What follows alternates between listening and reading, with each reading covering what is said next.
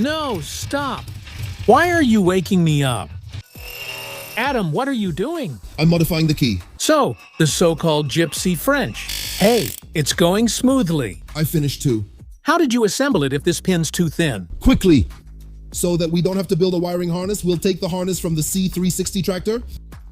Stiff, like Gearbox. Ours gets a bit al dente. Boom. The time has come, we managed to start the car. And Professor Adash will explain to you why earlier we kept cranking, and it just wouldn't start. Don't wake me up.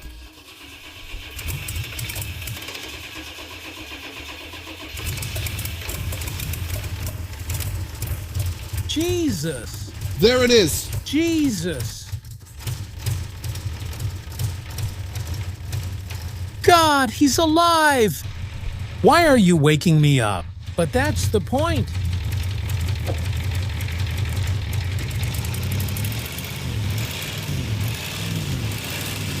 But it's talking, oh God, if I want to go to therapy and I'm having a bad day, I'll come, turn it on, and listen to this music. No. How does it work? And there you go. At this moment, Adash disconnected the positive wire from the fuel pump. From the fuel pump. Honestly, I thought I knew how it works because I bragged to you that I know how it works, but it turns out I don't really know how it works. Because there are two solenoids here, one that we just connected, and it controls the lever that simply gives access to the fuel, but it actually has two solenoids. Let's see. We have a fuel tank, a feed pump that sends fuel to the fuel filter. And from the fuel filter, it goes to the high-pressure fuel pump, and the fuel is distributed to each cylinder. Yes, to each injector, which then loads it into the cylinder. The point is, it has two solenoids, here's the connection to one, and here's the connection to the other. Normally, in regular pumps of this type, there's simply a screwed-in valve, which is also a solenoid, but a small one, that opens access to the fuel.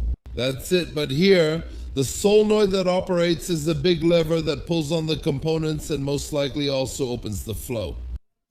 And it's not just a regular component, let's say, but here it also has a second solenoid that blocks the return from the overflow rail. Yes. Why is it supposed to block it? I thought I was smart, but now after thinking about it... Not just because it has a fuel pressure sensor.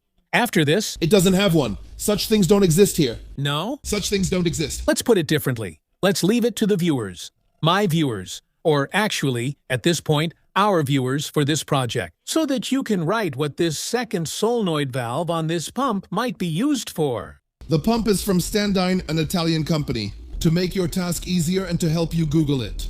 Those who know will write, and those who don't know will Google it and think they know, but they won't really know.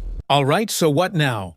We've already started the engine. We can call Pneumatic to make the wiring for the Gearbox controller, right? That's right. And there are still difficult things and things to think about.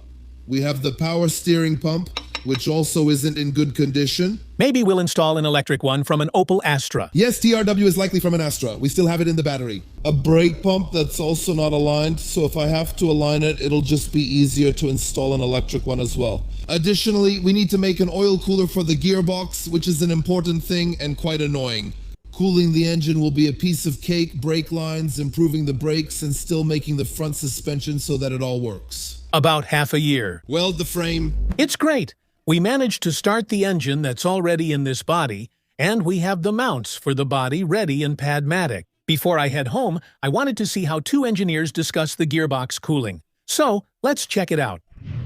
So what's your idea? Here we have the factory hoses, which are made just the way the factory wanted, and now I'm thinking whether we should use these hoses. We just cut them, make bulges for the hoses, and run the rest with rubber hoses in a braid.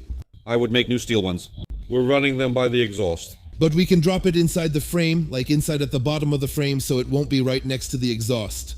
Both ideas are good, so... Because that's it. No, inverted.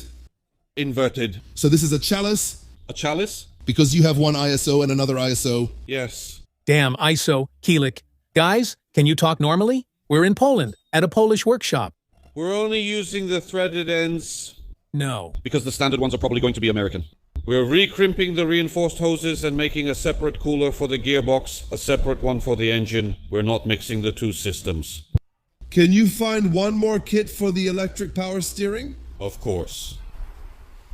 Opel Astra. Astra, Opel. Or Zafira? Well, that's the same thing. Yeah, or we can take... But the best one is the one with the long neck. Yeah, with the tall one? Yes. No. So we have the same thing as in the Nissan. Yes. Yes. We still need an electric pump in the battery instead of this junk here. We'd have to align it. Besides, the condition of this, it's got 1,000,000 kilometers on it. We'll chrome everything up American style. First, let's just get this thing out of here. We were supposed to leave in mid-December, then by the end of the year. And now we're getting ready for the third round of DTS, because the third round of DTS is the last round in Torun. Oh, and here it is. And this is already the last final date. And when is the date? January 20th. Ha! All right, so where's the transmission cooler? In the front? Exactly, we need to order them. That's why we met here. So, I made a list and gave you a note with the radiator dimensions we wrote and drew. Do you still have that note? but he's mean, because he knows I lost it. And he also knew I'm the worst person to keep such notes. But I'm sure he took a picture of it. I realized you should always take pictures only after I lost it. I might have taken that picture, of that thing. You didn't take that picture. No? You always photograph receipts that way. No, okay. A good radiator in the front, oil cooler in the front, fans, of course pulling and pushing, or just the one. No, just use one big one. I'd put a pulling one here. A pushing one might not fit. So we know what the plan is, and you'll see later in this episode how everything will look. Listen, Adash told me that a client came to him recently and brought a Toyota Land Cruiser. On the front bumper, it says Prado. And the thing is, he said there's an interesting story behind this car. And to check the car's history, of course, we go to Carfax, where we can get a report and see what happened with the car. I got such a report, so let's go. This is a Toyota Land Cruiser, 2008 2.7 gasoline, so a nice, big engine. But what's going on here? It even shows that liquefied petroleum gas has been added. Let's check. Liquefied petroleum gas has to be entered in the registration document. And there's the gas system. You can see the filter here and the injectors. So this unit really is powered by that noble gas. Let's move on. Overview of selected risks. Oh, there's damage and the import light is on. And that's the story, because the vehicle is imported. And the country of origin is the United Arab Emirates. So this car is freezing now, but before it was warm. There's left rear damage. Estimated repair costs are 750 to 1,000 zlotys. So generally, it should be a minor damage. But let's take a look at the back to see how it looks. Here you can see a chip on the parking sensor. Here the line is even. It probably wasn't a major damage. Since I knew where the car was damaged, I immediately knew where to check. And let's keep going. Last odometer reading, 301,000 kilometers. Entries. Here we can see that we have records from 2018 year of purchase. 2011, so the car has been used since 2011, which means actually 3 years. It was somewhere traveling around before it ended up in the Emirates. And someone bought it in the Emirates. It was imported to Poland in 2018. It's a private person. And the damage occurred in 2023. Here we have all the entries regarding the technical inspection. Here we have the engine power, which is 163 horsepower, the car's curb weight, additional information like that. So, my dear friends, in my opinion, such a report is very important in this matter. If we find a nice car in an ad, we should ask for the vehicle identification number. We have to drive about 500 kilometers. So before we go, it's worth using such a report to see if it's not some kind of trap, or to ask the owner for additional information if we find something interesting. And my Uber has arrived. We're going to Pruscht. Hey, Adash. Hey. We're going shopping. Yesterday we made a list of things we need, and we'll see how many of them we can check off at a tuning shop in Pruscht. I wouldn't exaggerate about that list. We talked about it a bit, but nobody wrote anything down. None of us are much for writing.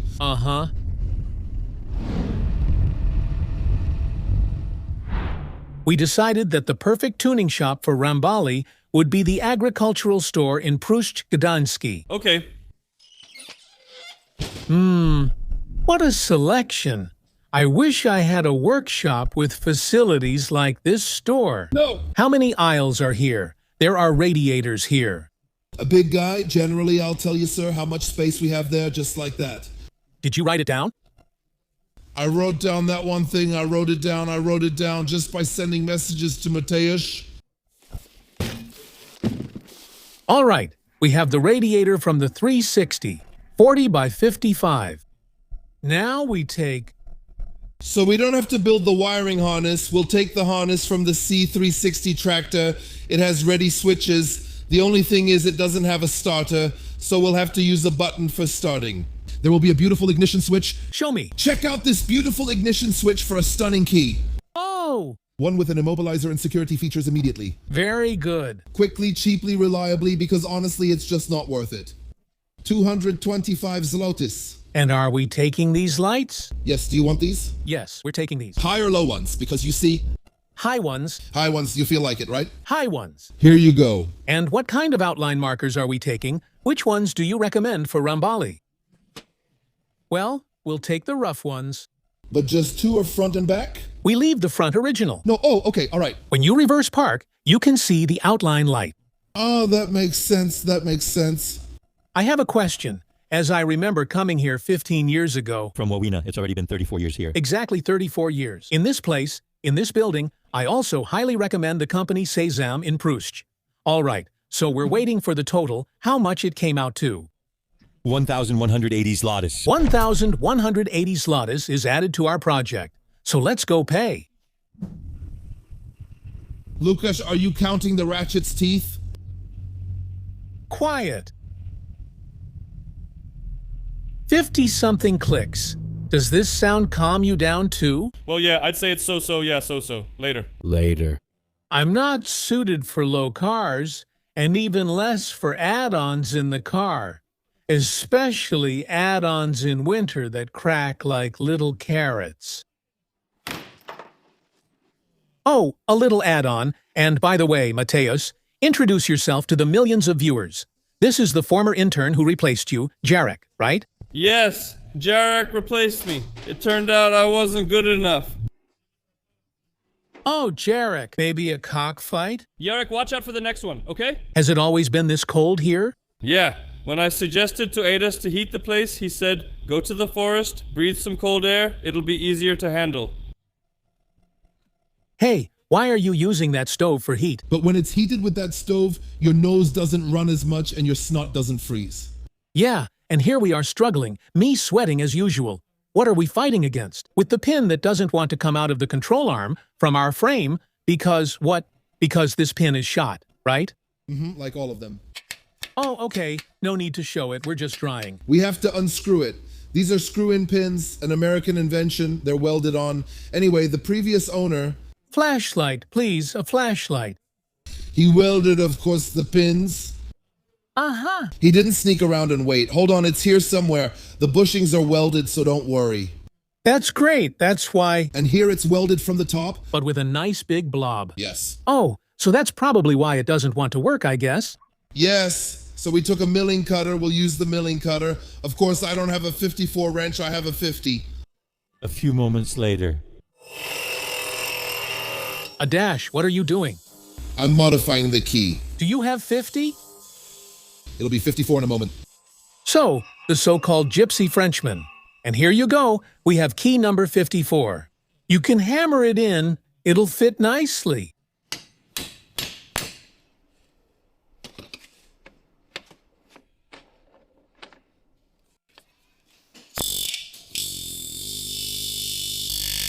Hey, it's going in gently, I got there too. but I don't hear anything.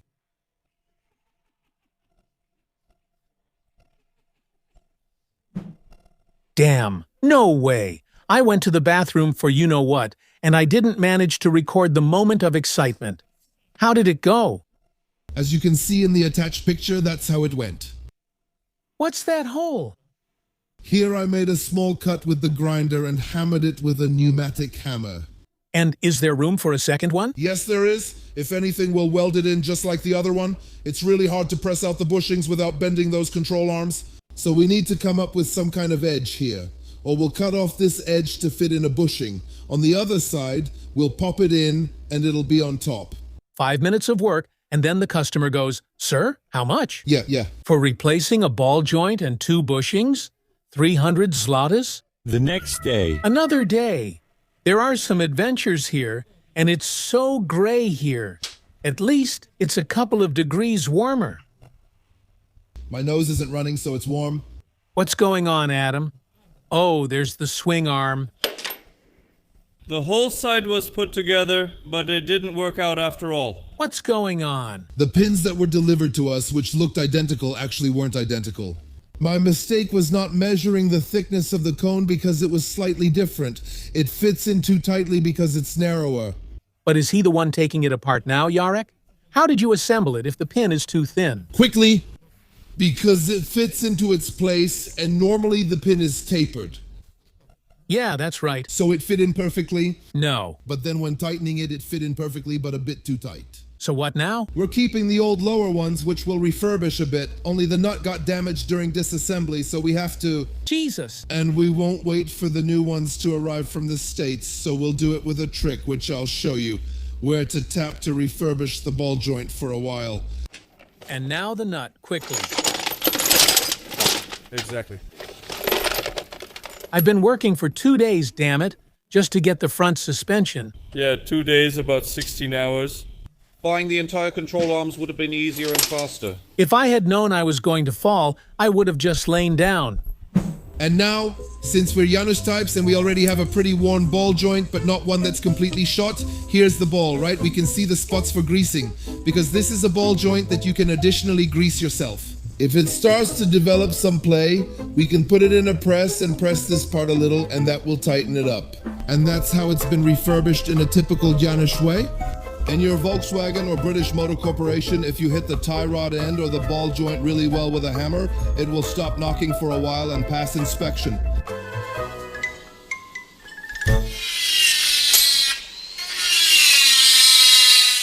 But look, this one was probably slightly tuned some time ago. We'll tune it up even more.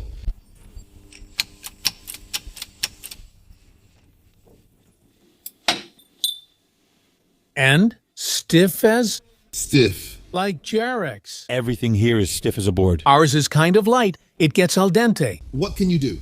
That's the age. And I'm curious for how long. Generally, it can withstand a lot. It's different, but these are also pins of a different design. There's no Teflon here yet. Yes, these are pins that were manufactured 40 years ago. 88, 89 was its sales year, but the parts on the stickers are all from 88, so that gives us 37.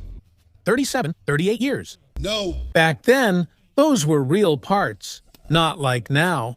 All right, folks, now you know how to refurbish ball joints. Unfortunately, I have to go now. I'm curious to see what condition our beloved Rambalia will be in the next time I visit. Much later. Listen, a lot of time has passed. Unfortunately, I was laid up by an illness, but I came to check on the progress at Rambalia. The stove is running. Apparently, Pneumatic has also arrived, but this is how it looks. Hey, damn, what a beast on those wheels. Hey, a dash. Man, this is going to make an impression on the street. Oh, hey. Hey, I see you've already sorted out the rims. I managed to do something. And what happened here?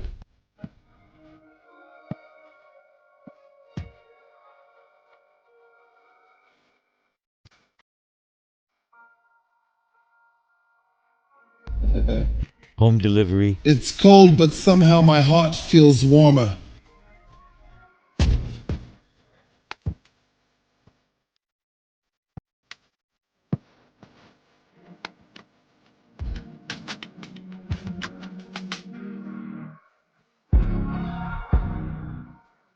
God, how does it look from the front? What a monster. It's enough if I stand here and I'm 1.76 meters tall. And what else has changed here? Because I see there are already cushions for suspension here. One cushion. One. Since the budget ran out, we'll only lift him from one side.